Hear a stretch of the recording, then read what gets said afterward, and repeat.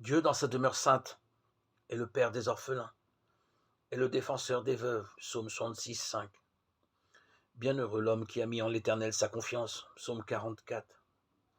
C'est l'histoire d'une veuve qui habitait près de Sidon, à l'époque du prophète Élie, 1 roi 17, 9, 16.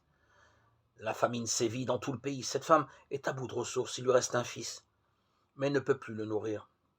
Elle a encore un peu de farine dans un pot, un peu d'huile dans une cruche. Elle va ramasser du bois pour cuire le pain. Qu'elle va faire? Ils le mangeront puis ils mourront. Elle n'a plus rien à espérer de la vie. Alors qu'elle ramasse du bois, le prophète survient et lui demande à manger. Elle expose sa triste situation. Mais il insiste. Fais-moi premièrement un petit gâteau. La femme obéit au prophète de Dieu et comme il le lui avait promis, le miracle se produit.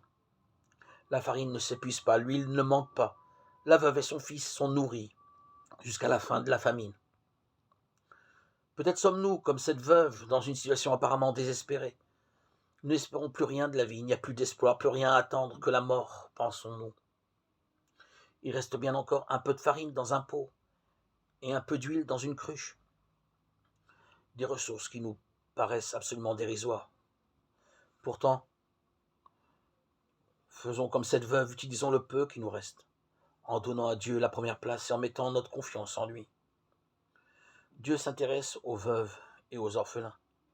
Il est puissant pour transformer nos maigres ressources en une abondance suffisante pour répondre à nos besoins et à ceux des nôtres.